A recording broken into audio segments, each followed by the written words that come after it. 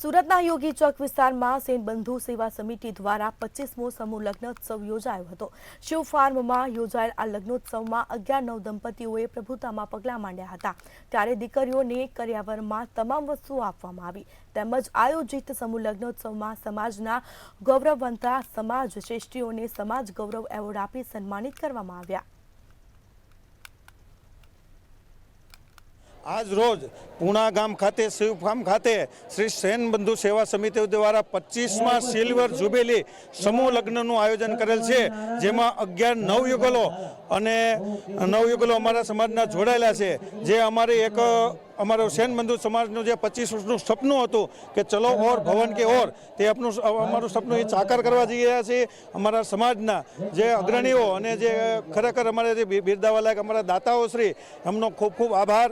અમારા સમાજના 25મો સમૂહ લગ્ન આયોજન થઈ રહ્યું છે, ત્યારે અમે બહુ જ ભાવિક ઉત્સાહ છે અને બધા હળીમળીને પ્રસંગને બહુ જ ભાવિક બનાવી છે। એ બધા ભાઈઓની ને સેન બંધુની અને સમાજની બહુ જ શુભકામના પાઠવું છું। ધન્યવાદ।